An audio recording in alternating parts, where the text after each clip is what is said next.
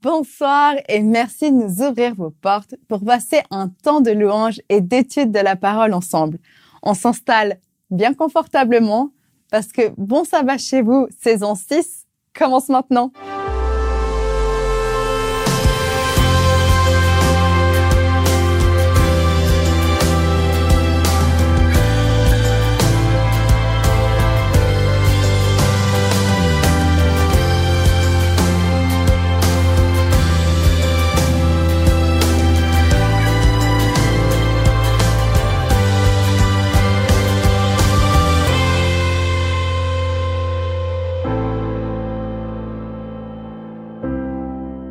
Nous sommes ici ce soir pour célébrer le sabbat. Le sabbat rappelle forcément la création puisque c'est à ce moment-là qu'il a été instauré. Lors de la création, Dieu a utilisé la puissance de sa parole. Il disait et la chose arrivait. Océans, soleil, animaux, arbres fruitiers, fleurs de toutes les couleurs. Dieu a utilisé son pouvoir pour faire plaisir à l'être humain. Il aurait pu créer des choses pour son bon plaisir, mais il a choisi de nous faire plaisir. Et c'est dans ce contexte qu'il a également créé le sabbat. Recevons ce cadeau directement de Dieu et entrons maintenant dans sa présence pour notre bonheur ultime.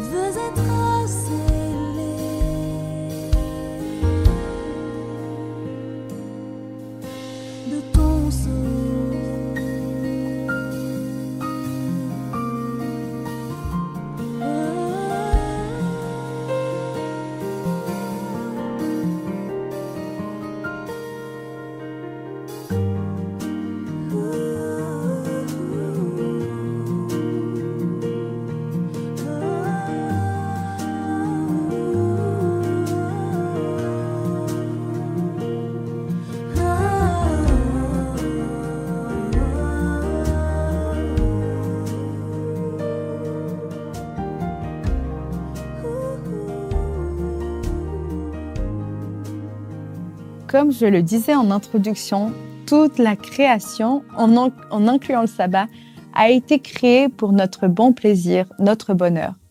Dieu a été extrêmement généreux en plaçant l'être humain au centre de ses préoccupations, au lieu de sa propre personne. Et nous, que répondons-nous en retour? Face à tant de générosité, comment réagissons-nous?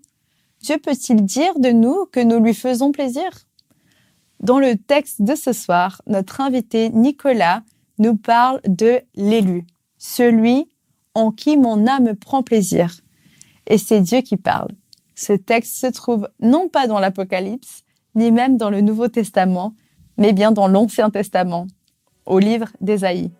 Voyons quelles sont les caractéristiques de celui qui a l'honneur d'être agréable aux yeux de Dieu, Jésus. Écoutons. Avez-vous déjà été touché par un passage de l'Ancien Testament qui, lorsque vous le lisez, vous avez le sentiment que l'on parle de quelqu'un que vous connaissez personnellement? Peut-être avez-vous eu cette même impression lorsque vous avez regardé un film ou un reportage qui retrace un épisode biblique. Ça m'a fait particulièrement cet effet il y a quelques années lorsque j'ai vu La Passion du Christ de Mel Gibson au cinéma. Là, au milieu d'une scène où Jésus est violemment pris à partie, l'écran s'éteint soudainement pour laisser apparaître une publicité pour des glaces. Imaginez un peu le choc. Mon sentiment à ce moment-là, c'est comme si on touchait à quelqu'un de ma famille. Alors bien sûr, c'est du cinéma et pourtant. Un spécialiste expliquerait sans doute que ce qui se joue ici touche à notre foi personnelle, notre lecture régulière de la Bible, notre vie de prière ou de méditation, ou encore nos convictions spirituelles. Mais si cela ne venait pas de nous, mais de Dieu, qui par son esprit nous guide, nous conduit et nous donne ce sentiment d'appartenance à sa famille. Ce soir, c'est bien d'un passage de l'Ancien Testament que j'aimerais partager avec vous, celui d'Ésaïe 42, les versets 1 à 9, où il est, je suis convaincu, bien question de quelqu'un que nous connaissons, Jésus-Christ. Ce passage, communément appelé le chant du serviteur, proclame à côté de 4 autres les caractéristiques de la mission du serviteur choisi par Dieu.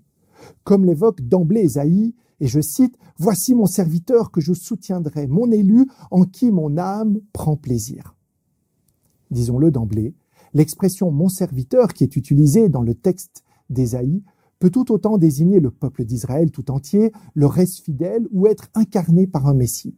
Les 3 concepts étaient probablement intimement liés dans l'esprit du prophète. Arrêtons-nous donc sur les principales caractéristiques de ce serviteur. Le texte parle de la douceur du serviteur, faite à la fois de modestie et de tendresse pour le faible et l'incapable, ne se décourageant et ne se relâchant pas dans sa tâche et sa mission pour l'humanité. Ces termes sont exprimés encore par les images du roseau cassé qui ne sera pas brisé et de la mèche qui brûle encore et qui ne sera pas éteinte. Tous deux représentent notre humanité blessée, rejetée, écrasée, mais dans laquelle demeure encore un reste qui ne demande qu'à être ranimé et relevé par Dieu. Ce serviteur trouve sa force donc dans le silence et dans une vulnérabilité pleinement assumée dans le don de soi pour les autres. Nous avons donc dit jusqu'à présent qu'il s'agit d'un serviteur choisi par Dieu. Nous avons vu quelles sont les caractéristiques de ce serviteur. Mais c'est précisément dans le verset d'Ésaïe 42, donc Ésaïe 42 au verset 6, que nous trouvons le point central de sa mission, où il est en fait mention de l'établissement d'une alliance. Moi, l'Éternel, je t'ai appelé pour le salut, et je te prendrai par la main. Je te garderai et je t'établirai pour traiter l'alliance avec le peuple, pour être la lumière des nations. Cette notion d'alliance est centrale pour comprendre l'interprétation prophétique qu'en feront les premiers chrétiens. Il est dès lors intéressant d'examiner le mot hébreu spécifique qui est utilisé pour traduire le mot alliance. Dans la Bible hébraïque, il désigne une alliance, un pacte ou un contrat entre Dieu et le peuple d'Israël. Cette notion d'alliance, présente tout au long de l'Ancien Testament, est donc intimement liée à l'idée de l'engagement mutuel entre Dieu et son peuple, mais, et c'est important de le souligner, un engagement que Dieu seul porte. Arrêtons-nous maintenant sur ce verset clé pour comprendre plus encore qui est ce serviteur, ce qui est attendu de lui et l'engagement pris par Dieu envers lui. Et là, prenons le verset qui nous concerne maintenant. « Moi, l'Éternel, je t'ai appelé pour le salut. » Ce verset commence par l'affirmation que Dieu a appelé le serviteur pour une mission de salut. Cela signifie que le serviteur a été choisi par Dieu pour accomplir une tâche spécifique. La suite. « Je te prendrai par la main, je te garderai. » Ces paroles dénotent la proximité et la protection divine envers le serviteur. Dieu promet de le guider et de le protéger dans l'accomplissement de sa mission. La suite. Je t'établirai pour traiter l'alliance ou traiter alliance avec le peuple. Dieu établit une alliance avec le serviteur pour qu'il puisse être un médiateur entre Dieu et le peuple. Cette alliance implique donc un engagement mutuel entre Dieu et le serviteur pour accomplir précisément la mission divine. La suite du texte. Pour être la lumière des nations, la mission du serviteur en tant que partie de cette alliance est d'être une lumière pour les nations, d'apporter la vérité, la justice et la connaissance de Dieu à tous les peuples. On le comprend, dans ce contexte, l'alliance entre Dieu et le serviteur est donc un contrat divin qui confie au serviteur la responsabilité d'accomplir la mission d'unir l'Éternel et le peuple par sa propre personne. Qui mieux que Jésus-Christ peut incarner toute cette dimension décrite par Ésaïe 42 au verset 6, ce serviteur à qui cette mission est confiée, celui au sujet de qui Paul a écrit qu'existant en forme de Dieu, il n'a point regardé son égalité avec Dieu comme une proie arrachée, mais qui s'est dépouillé lui-même en prenant une forme de serviteur, en devenant semblable aux hommes. Et il est apparu comme un vrai homme. Il s'est humilié lui-même jusqu'à la mort, même jusqu'à la mort de la croix. C'est le texte qu'on trouve dans Philippiens 2, les versets 6 à 8. Par ce don à la croix, par sa mort, Jésus incarne le serviteur ultime qui donne sa vie pour sauver la vie de celles et ceux qui se réclament au nom de Jésus-Christ, c'est-à-dire nous. C'est donc tout à fait légitimement que nous, chrétiens de tous les temps, sommes appelés à l'adoration de Dieu et à la proclamation de sa gloire. Le texte d'Ésaïe, au verset 5, nous invite donc non seulement à voir l'importance de reconnaître Dieu comme le créateur des cieux et de la terre et tout ce qu'elle produit, mais aussi comme celui qui a donné vie et sa vie. Toute la création est appelée à le célébrer, et pas seulement les êtres humains.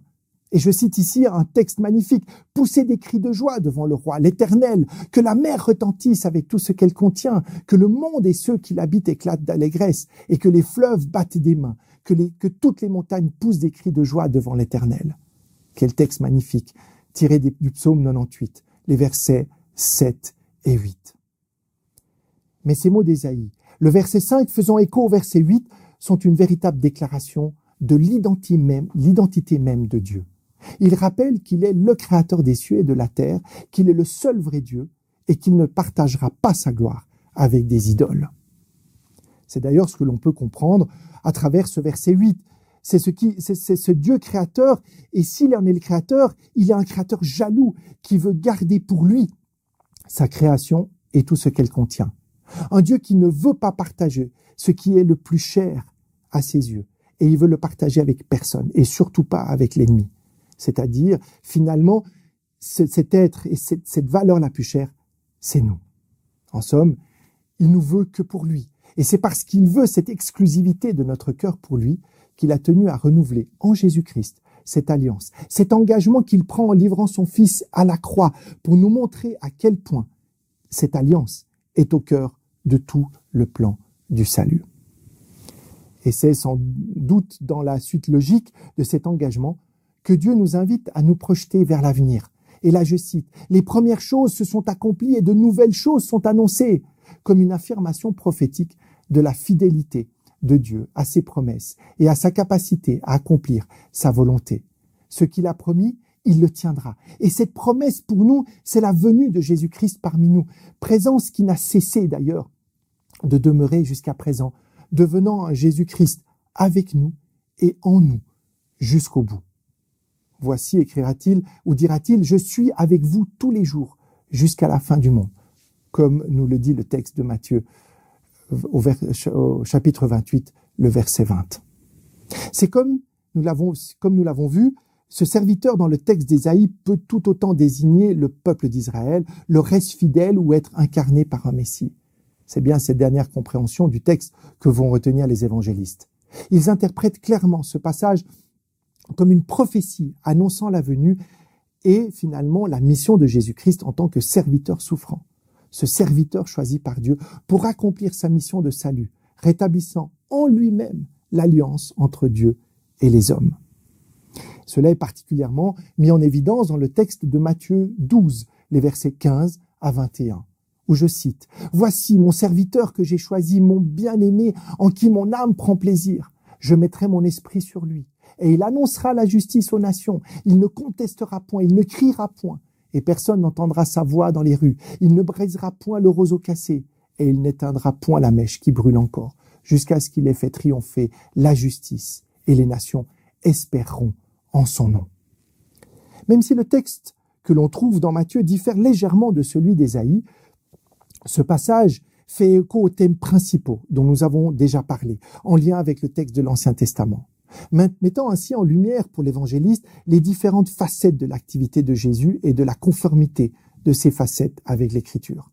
Ainsi, nous retrouvons les notions spécifiques en lien avec le serviteur de l'Éternel et sa mission, la notion d'abaissement et de compassion, ainsi que la mission universelle de salut, un salut offert à toutes les nations, et évidemment avec la mission qui y est associée. Jésus est d'ailleurs, de son propre aveu, celui qui vient accomplir la loi et les prophètes.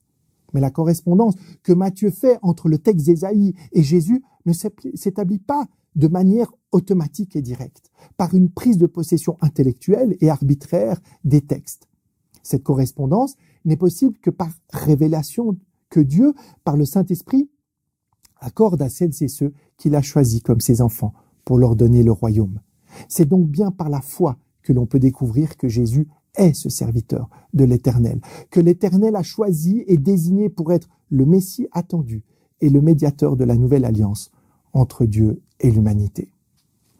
De fait, ce passage d'Ésaïe, renforcé par celui de Matthieu, nous invite personnellement à réfléchir comment, à notre tour, nous pouvons d'abord voir dans les prophéties de l'Ancien Testament l'annonce de ce serviteur désigné par l'Éternel pour venir incarner la force et la puissance de Dieu dans ce monde pour le sauver. Ensuite, comment ces qualités de serviteur qu'a été Jésus peuvent être appliquées dans notre propre vie, que ce soit à travers nos relations aux autres, notre regard et compréhension sur la justice de Dieu, sur la lumière que nous sommes appelés à être auprès de toutes les nations pour annoncer le salut offert par Jésus-Christ. Comme Paul nous le rappelle dans l'Épître aux Romains, au chapitre 15, dès le verset 8, le Christ s'est mis au service des Juifs pour attester que Dieu dit vrai. Et cela a confirmé les promesses que Dieu a faites à leurs ancêtres. En Christ, nous avons donc la confirmation de la promesse et de l'engagement de Dieu, qu'il tient toujours à cette alliance avec nous. Nous pouvons dès lors nous accrocher en toute confiance à Jésus-Christ pour nous laisser transformer à son image et refléter chaque jour un peu plus la mission qui désormais nous a été confiée à chacune et à chacun d'entre nous. Jésus nous le rappelle dans son sermon sur la montagne. Nous sommes le sel de la terre et la lumière du monde. Il dira d'ailleurs que votre lumière luise ainsi devant les hommes, afin qu'ils voient vos bonnes œuvres et qu'ils glorifient votre Père qui est dans les cieux. Matthieu 5, le verset 16. Dès lors que nous avons cette certitude de la promesse de Dieu, dès lors que nous avons en Jésus-Christ un modèle, dès lors que nous sommes appelés à refléter cette lumière dans le monde, dès lors que nous sommes animés du souffle du Dieu créateur, qu'attendons-nous encore pour demander à Dieu de réaliser dans notre vie, dans notre caractère, dans notre relation aux autres, ce caractère divin, ce caractère de Dieu révélé en Jésus-Christ, pour révéler au monde la véritable identité de celui qui nous a créés et à qui nous appartenons, comme membres d'ailleurs de sa famille par la foi, et qui nous invite à marcher avec lui chaque jour de notre vie. Sommes-nous prêts à être ces témoins de l'alliance renouvelée par Dieu en Jésus-Christ chaque jour de notre vie? Que le Dieu de l'espérance vous remplisse de toute joie et de toute paix dans la foi, pour que vous abondiez en espérance par la puissance du Saint-Esprit. Bon sabbat chez vous.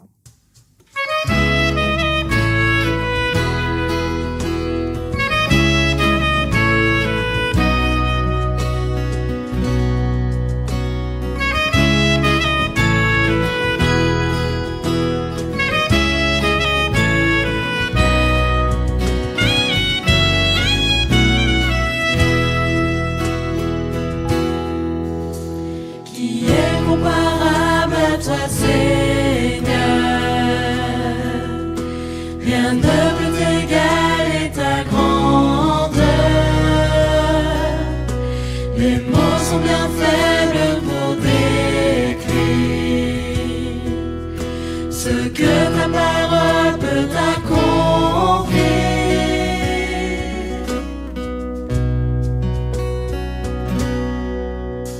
Qui est comparable à toi, Seigneur? Rien ne peut égaler ta splendeur. Les mots sont bien faibles pour décrire la louange que mon cœur voudrait t'offrir.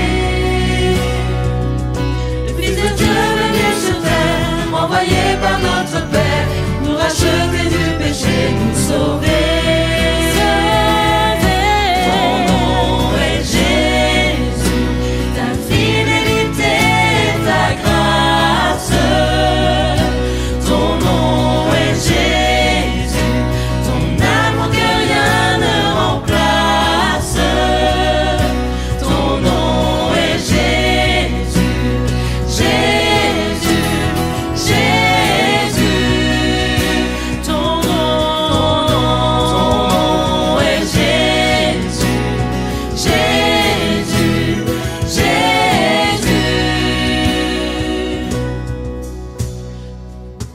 Nous chantons pour te louer, nous chantons pour t'adorer. Nous voulons te remercier et te glorifier.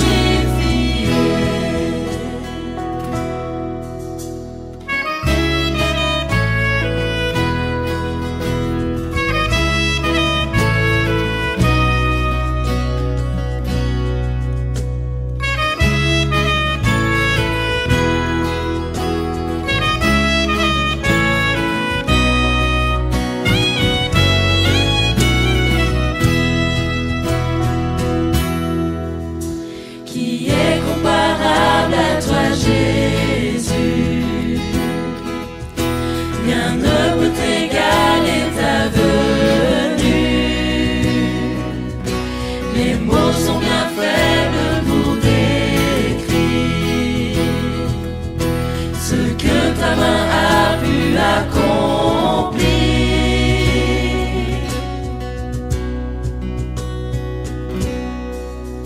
Je ne cesserai d'élever ton nom, car tu es digne de mon adoration. Pour ce que tu réalises dans ma vie, je veux simplement te dire merci. Le Fils de Dieu venu sur terre, envoyé par notre Père, nous racheter du péché, nous sauver. Ton nom est Jésus, ta fidélité et ta grâce. Ton nom est Jésus, ton amour que rien ne remplace. Ton nom est Jésus, Jésus, Jésus. Ton nom est Jésus, Jésus, Sauveur. Jésus, ton nom est Jésus, Jésus, Jésus. Ton nom est Jésus, Jésus, Jésus. Nous chantons pour te louer, nous chantons pour t'adorer. Nous voulons te remercier et te glorifier. Nous chantons pour te louer, nous chantons pour te louer. Nous chantons pour t'adorer. Nous voulons te remercier et te glorifier.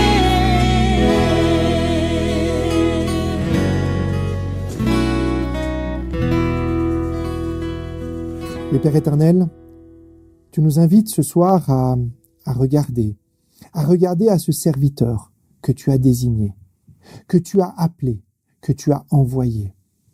Ce serviteur souffrant qui a porté sur lui le poids, le fardeau, qui a porté sur lui nos péchés, qui est venu dans ce monde comme un serviteur, non pas pour être servi, mais pour servir. Et tu veux nous interpeller ce soir, Seigneur, à travers ce témoignage magnifique que nous pouvons entendre dans la voix du prophète Ésaïe. Tu nous invites à contempler d'abord ce serviteur. Tu nous invites ensuite à l'imiter dans son caractère, pour que ce caractère devienne le nôtre, pour que nous puissions à notre tour servir aussi autour de nous, dans nos proches, dans nos communautés, dans nos familles, au travail, que nous puissions nous laisser transformer, que nous puissions être renouvelés par cette alliance, Père, quand Jésus-Christ est conscient par l'Esprit qui nous est donné de l'importance que cette alliance est toujours en vigueur. Tu veux toujours la renouveler, chaque jour en nous, pour que nous restions, demeurions, redevenions ou restions ces enfants pour toi. Merci Père de tout ce cadeau magnifique que tu nous accordes. Merci de cette prise de conscience, Seigneur, à laquelle tu nous invites. Merci de cette réalisation que tu nous demandes de faire chaque jour dans notre vie et que nous puissions être ces témoins à la suite de Jésus, que nous puissions refléter, être ce sel de la terre, cette lumière du monde autour de nous. Pour ta gloire, Père, c'est en Jésus que nous te prions. Amen. Merci à Nicolas pour le message de ce soir. Et si cela vous a fait du bien de l'écouter, alors likez cette vidéo et surtout partagez-le avec quelqu'un qui pourrait en avoir besoin. Et soyons des messages de joie. Soyons des relayeurs d'espoir, comme on dit chez Espoir Média. D'ailleurs, vous pouvez vous inscrire à notre groupe WhatsApp du même nom pour recevoir les liens de nos émissions directement sur votre smartphone. Sur ce, je vous souhaite une très bonne soirée et je vous dis à la semaine prochaine où je serai accompagnée de Loïc, étudiant en théologie et fidèle soutien de notre centre média. Et d'ici là, bon sabbat chez vous.